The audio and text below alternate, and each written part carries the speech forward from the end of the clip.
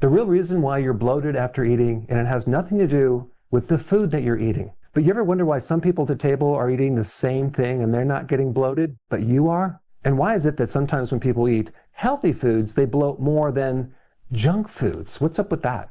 Is it really the food, or is it the machinery? I'm talking about your digestion, your ability to break down food at different levels, from the acid in your stomach to the bile, which actually is made by your liver, and it helps you break down fats. And then you get help from your pancreas that makes enzymes for various things like proteins and fats and carbohydrates. And of course, your stomach tends to mix everything together and it empties it out into the small intestine, where 90% of all your digestion occurs. But roughly after about 25 feet of this small intestine tubing, you enter the large intestine. And this is where you have the majority of your microbes that help to break down the things that you can't break down, like fiber, for example. So today I want to talk about where bloating really comes from. And then I'm going to touch on why people get certain types of pain in different places in their stomach and what that means and what you can do about it. Because the worst thing you could do is treat the wrong problem and end up just patching it up and having it never be resolved. So instead of just assuming your bloating is coming from food, let's take a look at some of the other things, including the first thing that happens right here in the stomach, where you actually don't have enough stomach acid. This is way more common than you might think. And a lot of times people will say that, oh, your body should be alkaline. Really? Your entire body, including your stomach? That's not true. Your stomach should be extremely acid.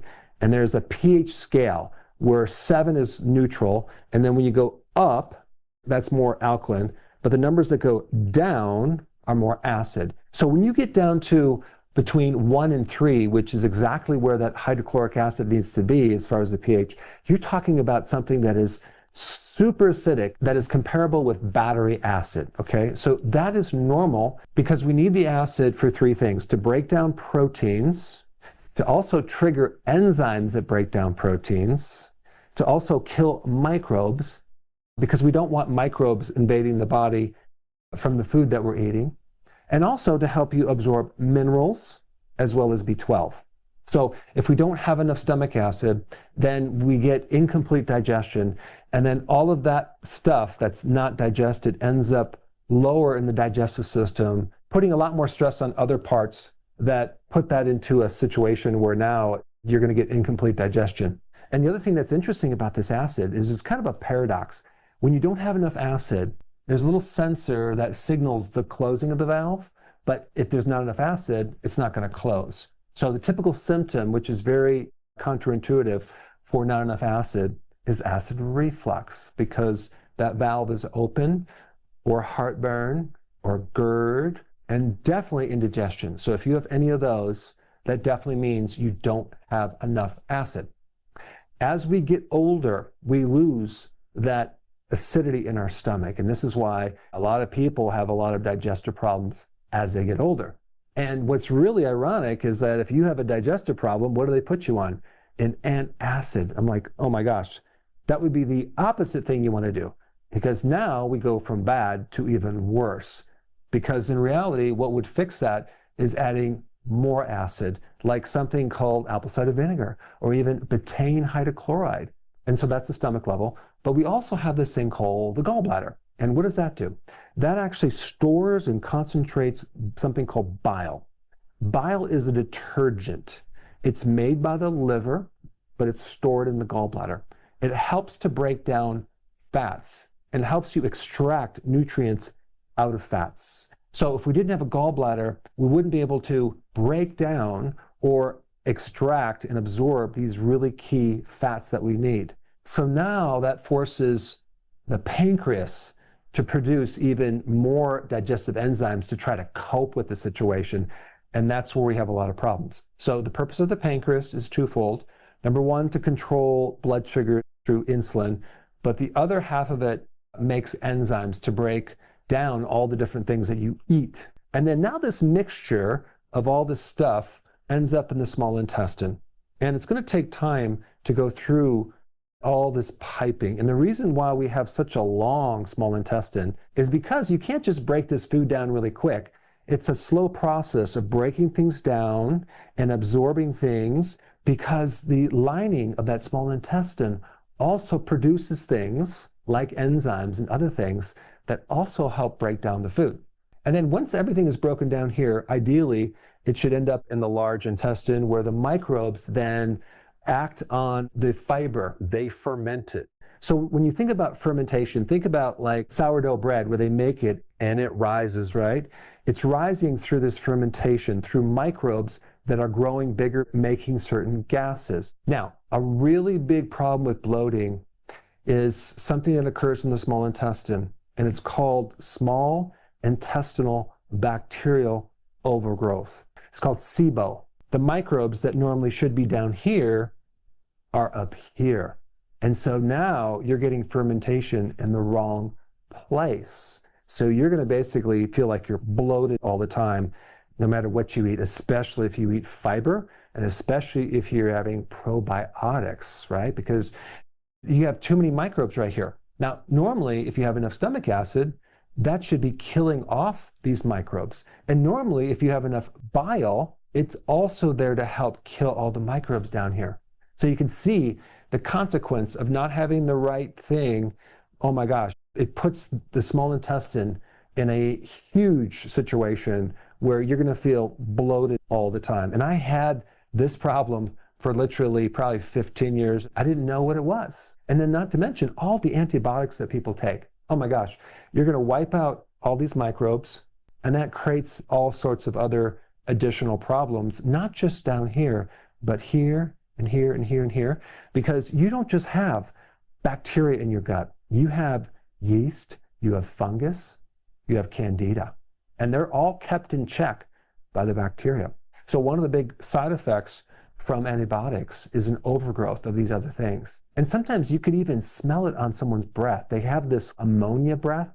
That's some of the byproducts from the yeast or candida or fungus that's growing in the small intestine. And a lot of times you'll also have an imbalance on your skin. You'll start getting skin fungus, yeast, or mold because the core internal microbiome is not balanced. Another thing that'll happen is if the food is undigested right here, it's going to stagnate. It's going to kind of stop moving, aka constipation. In practice, I've had people come in, and I'm not kidding, they would go to the bathroom once every 2 or 3 weeks. I mean, it's just beyond imagination how uncomfortable they might be. But yeah, once every 2 weeks. So again, it's not just about the food. It's about the system. It's about your body's ability to break down that food. When you eat ultra-processed food, it's already broken down. Very few people get bloating when they eat junk food. It's not going to necessarily clog up the colon.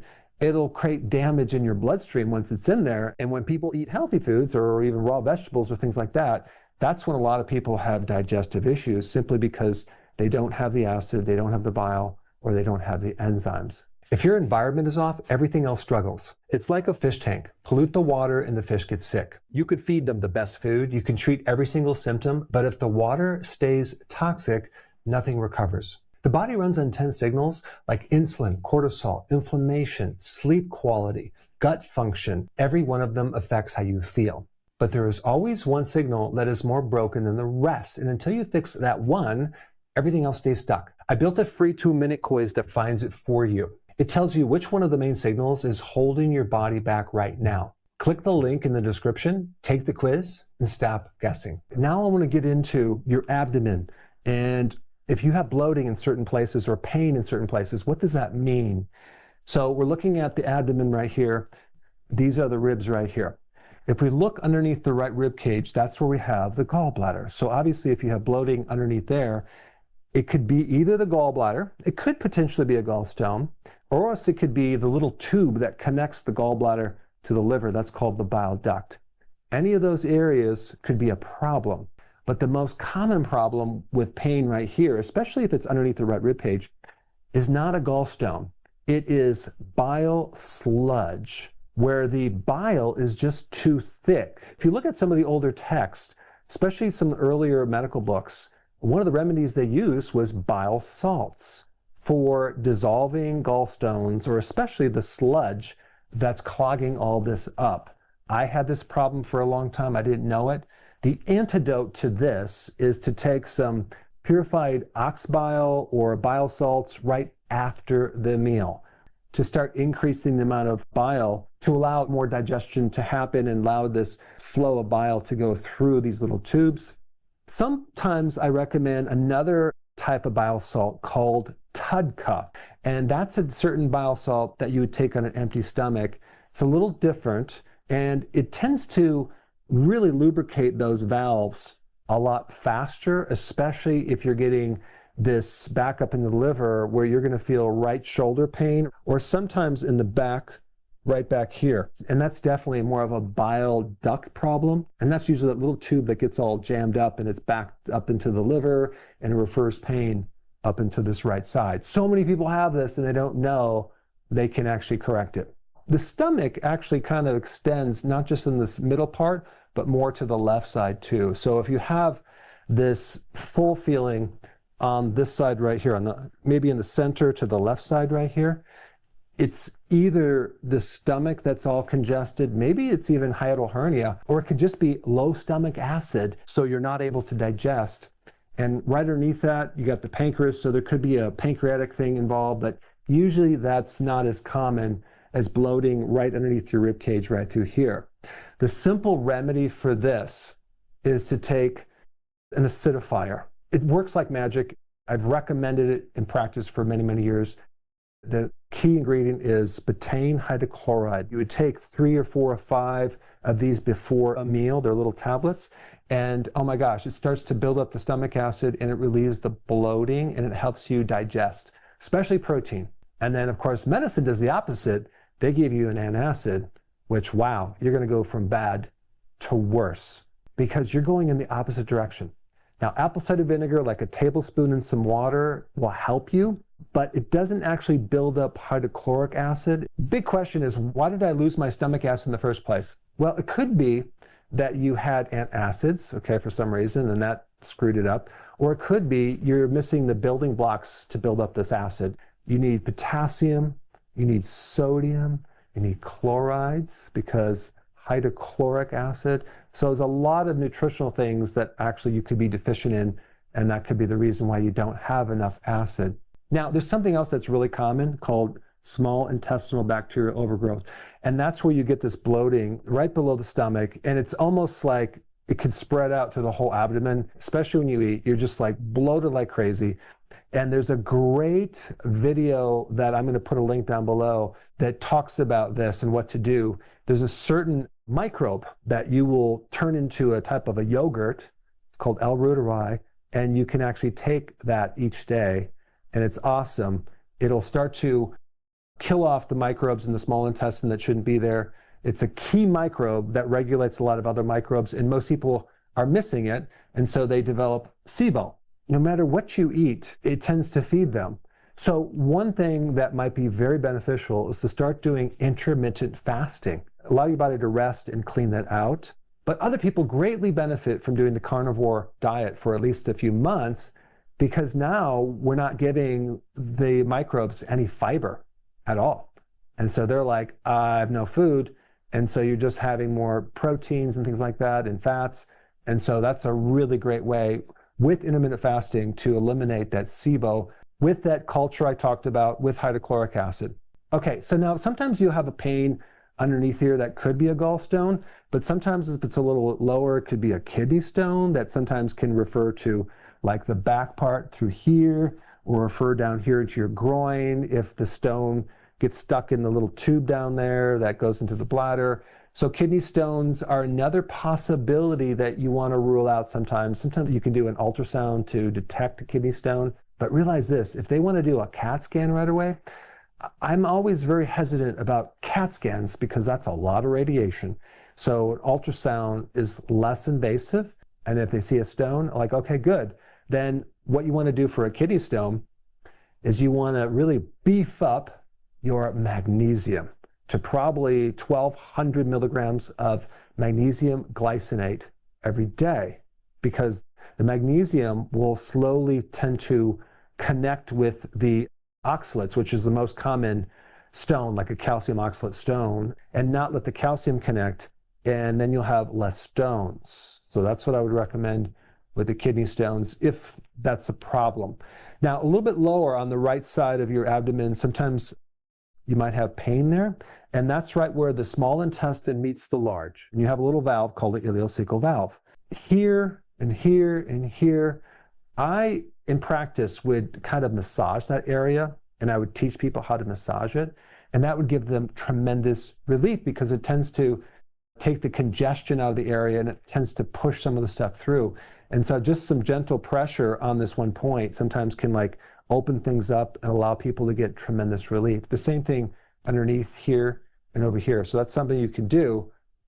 But again, the ileocecal valve pain usually can be resolved when you fix the problem higher up, because all this stuff down here is late chain consequence events from up here. The food doesn't digest, you get undigested things down here, and that's when you start having pain. So a lot of people ask me, what supplements do I recommend? Now, of course, I'm not biased of my own high quality supplement line, but if you go to Amazon and type Dr. Berg supplements, you'll find more information. Appendix could be a problem that's down here. Again, if you have pain way down here, check with your doctor. I'm not going to tell you to not get that checked, but appendicitis is a big problem. And it's real, and so you want to definitely rule that out. So for bloating, number one, betaine hydrochloride, okay? I would take 3 to 4 to maybe 5 of those before a meal, see if things clear out within the first few days, okay? It should work pretty fast if it's going to work. And then you would want to take that over a period of weeks until the symptoms are completely resolved, and you could kind of wean back and see if the symptoms come back, or you need to continue it longer. I also recommend for certain people that have a lot of discomfort underneath the right rib cage to take something called Tutka. And that's another type of bile salt you take 2 on an empty stomach, maybe twice a day. And that gives a person a lot of relief. Now things are going to drain a lot better and you're not going to have that pressure anymore. And of course, like bitter vegetables like dandelion or arugula also can help. There's a couple things that I would immediately avoid eating for most people. Nuts, grains, seeds, and beans. Those are the ones that tend to be really hard on a system as you're correcting this, especially if you're trying to correct that SIBO thing, right? So you really want to do that. The worse off the digestive system is, the less fiber you can digest. So maybe you could tolerate a little cooked vegetables or fermented vegetables like kimchi or sauerkraut. But other than that, some people do very well on no vegetables, like the carnivore diet. I interviewed this very famous doctor on how to make this arutari culture that has like hundreds of billions of microbes per half of a cup. And you would take a half a cup a day of this after you made it to start to reset the small intestine. And especially if you're trying to get rid of SIBO, it is the ultimate correction. And for that information, you must watch this video right here. Check it out.